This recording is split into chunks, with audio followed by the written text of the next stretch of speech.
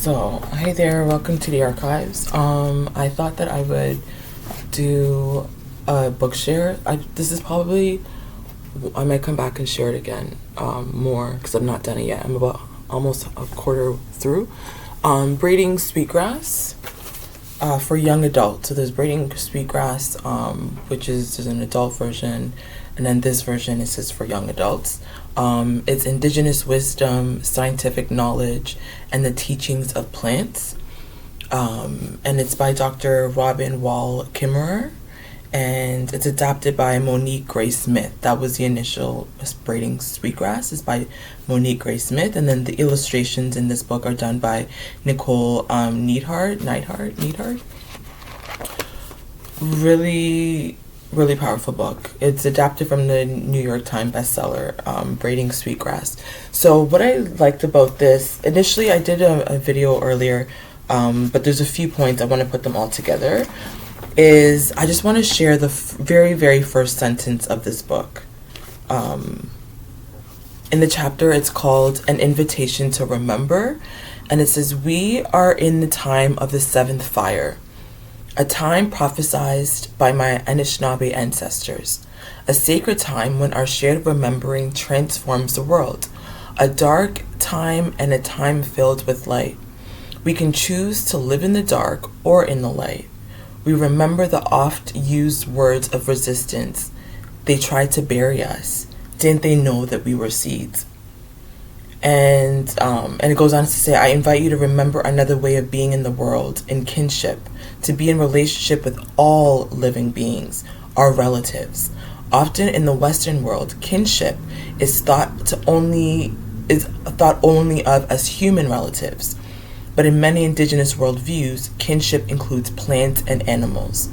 To remember what may have been buried by the noise of the world and by the commodification of nature. A remembering of knowing you can be good medicine for the land. And I hope a remembering of or an understanding of your gifts, something that is unique to you, and how to share them to contribute to the well-being of the world." And this whole idea of dark and light, I do the same thing. I get caught into it, and I also simultaneously critique it, right? Why is it that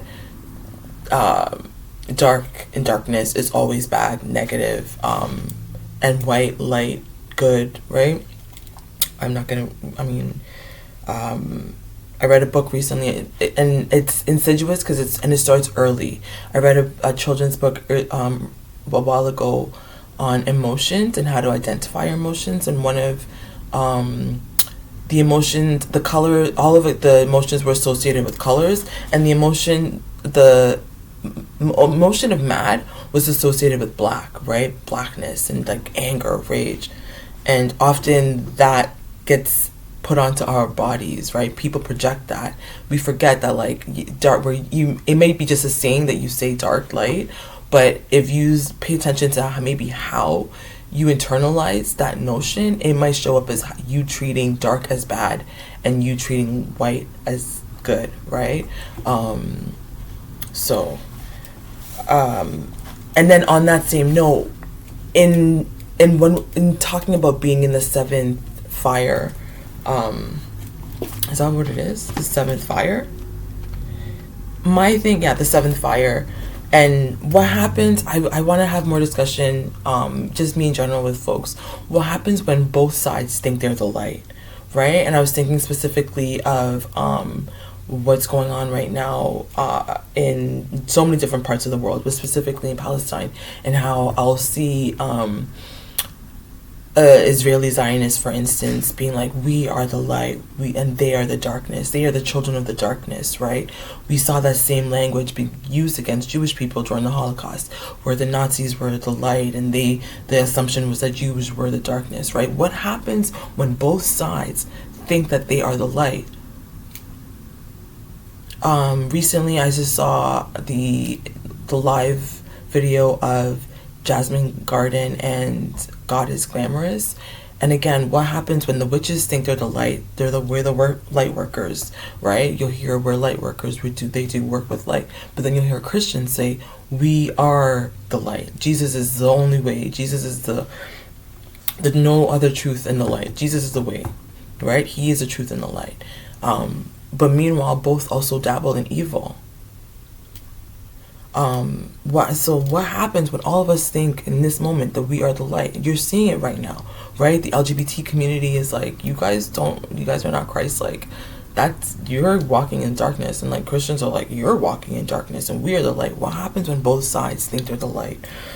Robin Wall Kimmerer is a botanist. So they grew up loving plants, and based on their indigenous worldview, but then also just really was obsessed about, I think the inquiry she shared was like, why is the aster and goldenrod, why are they so beautiful together? Like, why does goldenrod go so good with I think the plant was aster, and that was literally one of the inquiries that brought her to becoming asters and goldenrod, right? She was like, the blue, the purples and the yellows, like, what is it that makes it so beautiful?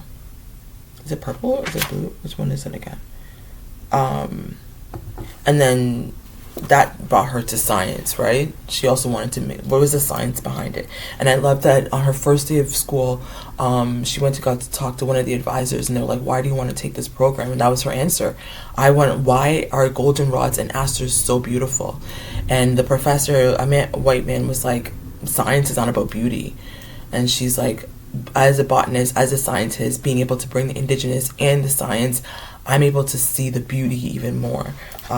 So there is science behind it, and that's what the book is about. It uses indigenous wisdom, but also the scientific knowledge to teach about plants. So you learn about different sweetgrass and sage, different medicines.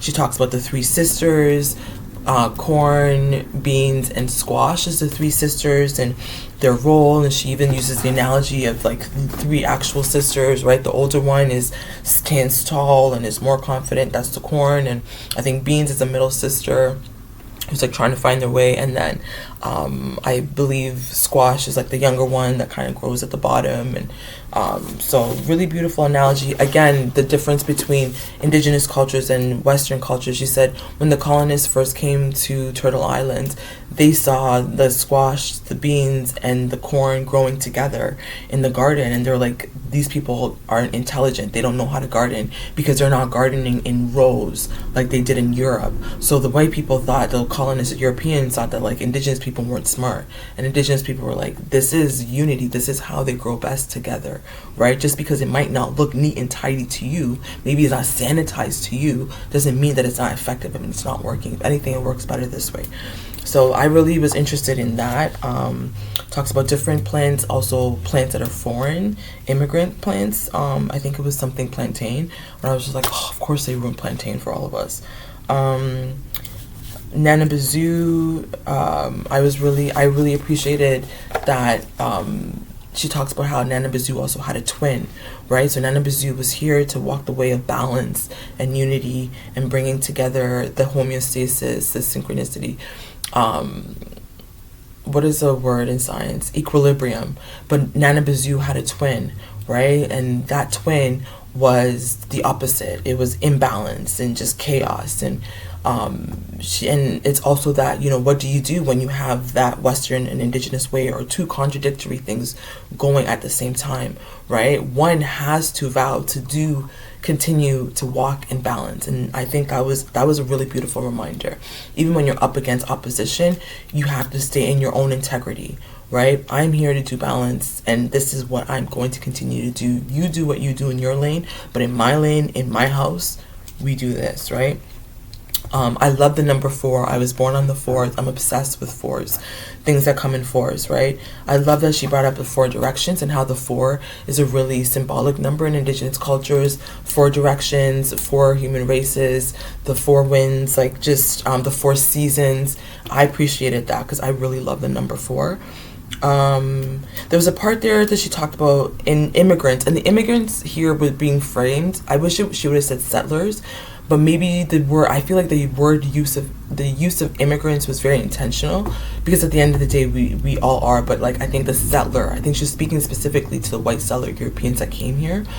But in grouping, and the sentence was like, immigrants can't be indigenous, is what was written in the book. And I want to challenge that, right? Yes, I might be an immigrant here, but that doesn't mean that I'm not indigenous to my lands and my peoples, right? We have very similar and maybe different, but at the end of the day, the same way in which folks here on Turtle Island, their indigeneity was robbed from them, the way in which a native was supposed to be beat out of the child, the way that they were stripped from their culture, all of those same attempts happened to us as well too. And then also don't forget, like, Black Americans in Canada and the United States and in Central, like, don't forget that Black folks came here in a very particular way, and this is also their homes, right? They're not immigrants, is what I'm trying to say. Like, a Black American is not an immigrant. They've been here for over 7 generations. And what does that look like? So the last thing I'll touch on here that I really liked was a Thanksgiving address. She shared about how the Haudenosaunee, that's what it is, the Haudenosaunee Thanksgiving address, right? Where I loved how in the end it ends with now our minds are one. I love that. Now our minds are one, right? There's so much separation, there's so much division, and I really like that. When you're calling in all of this, our minds are with one mind, we honor and thank all the food plants, right? They're thanking the food plants, they're thanking the garden, the 3 sisters for their abundance, the fish, the berries, right? Thank you, berries. Thank you, strawberries, who are the leaders of the berries. Like, it's just, and I find that's also often missing in Christianity. Christians is just like, Bible, that's it. God, Jesus Christ, Bible. You're like, but my nigga, look around. There's beauty. Creator didn't create all of this for us to just ignore it and not revere it either, right? And to say that that's demonic, to now thank the water, that's demonic, to thank Mother Earth, right? And I don't know. So I really appreciate learning about the Thanksgiving address from the Haudenosaunee people. And she was saying, the last thing I'll end there for now is just saying that her 8-year-old daughter at one point was like, I'm not pledging allegiance anymore. 8 years old, was like, the teacher calls and was like, I just thought you should know that your daughter refuses to stand for the Pledge of Allegiance. And she asked her daughter's like, there's nothing, where's the justice, right? It's hypocritical. I'm not going to pledge allegiance to something that requires me to like conform in order to even have justice. And she was saying, like, what would it look like instead of kids pledging allegiance every morning? What would it look like for them to do a Thanksgiving address? What would it look like for them to thank all of the different things that bring us together and make us into who we are, right? The waters, the fish, like I said, the vast plants, the berries, the trees, the edible harvest, the beautiful animals, the birds, the eagle, she said, is a leader. I learned that the maple is a leader of the trees. A lot of indigenous wisdom in here. Also, but it comes with science, right? She tells you about like the rhizomes and how they grow and oxygen and all this stuff. So if you're looking to bring logic, like science, indigenous wisdom, and also plant medicine, this would be a good book. I might do another one when I finish the second part of it. I'm also reading, one second, I'll share another one. I also, right now, I'm working on the Book of Juju, Africana Spirituality for Healing, Liberation, and Self-Discovery by Jujube. So I just started this as well too, and it says, maybe I'll do that as part 2, but okay, so this Braiding Sweetgrass, I'm going to do the second part and I might upload that later. See you soon.